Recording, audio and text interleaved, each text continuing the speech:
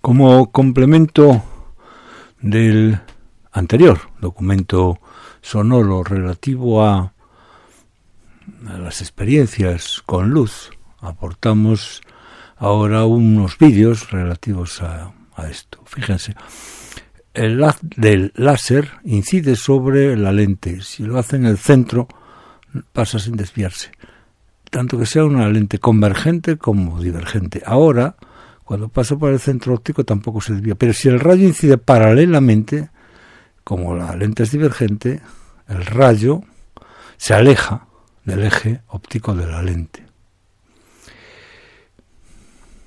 Ahora, un trozo de vidrio plano es la experiencia que hemos visto antes atravesando un haz de luz, una lámina de caras planas paralelas, que como se ve al incidir perpendicularmente, pues pasa sin ser afectado, claro, porque el radio de incidencia es cero, el ángulo de incidencia es cero. Ahora una lámina de superficie plana y curva, fíjense, incide también normalmente ahora. Ahí ya no, claro, entonces se refracta y parte se va a reflejar de un momento a otro en cuanto alcancemos en cuanto alcancemos un ángulo de reflexión total.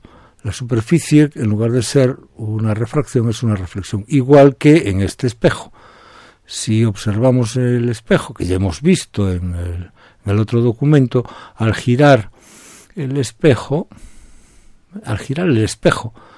el ángulo de reflexión gira el doble que si hubiésemos girado el rayo incidente. Esto es un razonamiento matemático que nosotros no haremos porque de momento no.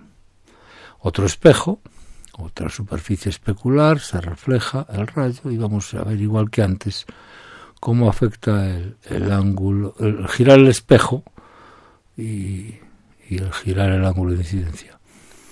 El prisma, esa experiencia tan repetida. Fíjense, el rayo incidente viene de abajo a arriba y el rayo refractado, el que emerge al otro lado del prisma, va de arriba a abajo, o sea que se ha invertido invertido la dirección del prisma. Y ahora vamos a ver qué pasa con la refracción en una lente convergente. Fíjense, un rayo paralelo al eje óptico sale un rayo paralelo al eje óptico, el eje óptico es ese, un rayo paralelo se desvía acercándose a este eje, por eso se llaman convergentes, ¿lo ven? Y es tanto mayor la desviación cuanto mayor es el ángulo. Piensen que las caras de esa lente no son otra cosa que, en cierta aproximación, las caras del prisma. Imagínense ustedes que eso es las caras del prisma. Lo que pasa es que en este caso son unas superficies curvas en lugar de ser unas superficies planas, y son convergentes. Ahora, otra vez, hubo una reflexión total en el interior de un prisma. El rayo perpendicular a la superficie de la derecha, a la cara de la derecha, llega a la otra cara después de atravesar el vidrio y se refleja. Y ahora, tal como hemos visto en otras ocasiones, dos lentes, una convergente y una divergente. Bueno, a la derecha está la divergente, a la izquierda está la convergente, que realmente suman sus efectos y es como si fuera un vidrio grueso, porque dense cuenta que la cara de la derecha de la primera lente y la de la izquierda de la segunda lente constituyen una superficie de caras planas, con lo cual, pero claro, cada uno independientemente produce su efecto. Sumados los efectos de las dos lentes, podríamos decir que es el equivalente a un desplazamiento del rayo. Otra vez nuestro prisma, el rayo, tal como nos lo pintan siempre los libros, se fijan, entra por un lado, se refracta en la primera cara, se refracta en la segunda y sale hacia abajo. O sea que entra hacia arriba y sale hacia abajo, entra hacia arriba, hacia la arista superior del prisma y sale hacia la base del prisma. Claro, también podemos conseguir que haya un fenómeno de reflexión total, si es que conseguimos unos ángulos de incidencia como estos, en donde prácticamente no hay reflexión. Aquí traemos la reflexión en un espejo para compararla.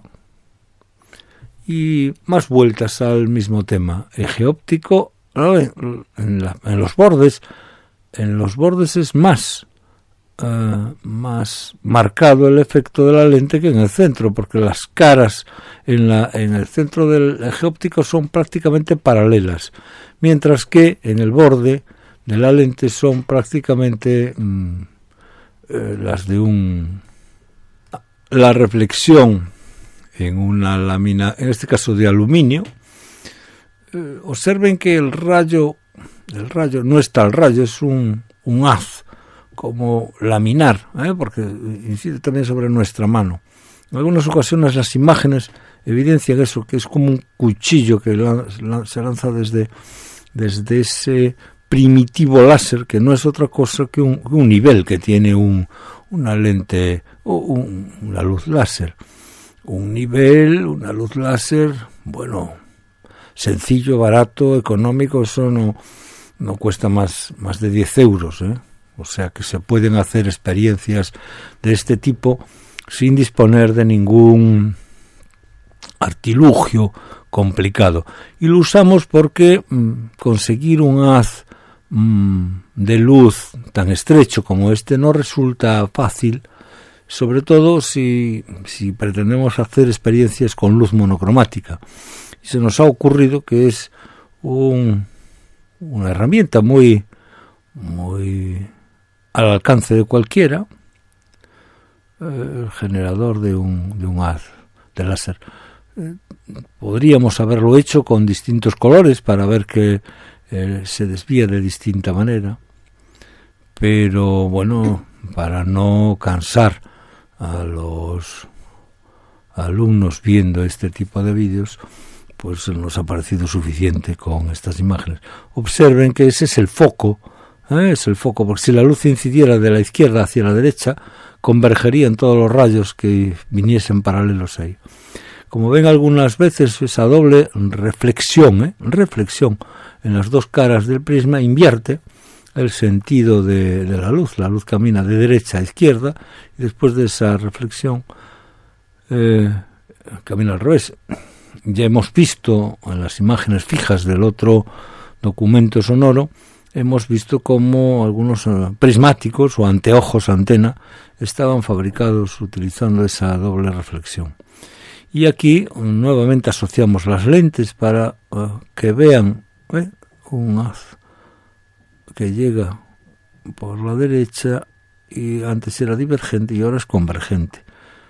A veces cuando nos lo cuentan o cuando nos lo dibujan, pero no lo hemos visto, pues nos cuesta trabajo asimilar estas ideas. Pero claro, tenemos la suerte de que una imagen vale más que 1000 palabras y podemos guardar en nuestra neurona estas imágenes que nos revelan de una manera clara cómo ocurren las cosas. Otra cosa es que tengamos que inventarnos un razonamiento que justifique el por qué hay ese cambio de dirección. En el caso de pasar del aire al vidrio, y un cambio de dirección parecido pero inverso al pasar del vidrio al aire, es decir, la refracción habrá que explicarla. De momento, lo que sabemos es que ocurre así, es decir, que la observación y la experimentación me permiten conocer el fenómeno. Después tendría que establecer una teoría, un razonamiento, una explicación para poder dar una respuesta de por qué ocurren estos fenómenos. O sea, por qué el fenómeno es así cuando se fijan. En cambio, no pasa nada cuando el rayo llega perpendicular a la superficie. Entonces, tenemos que razonarlo. No.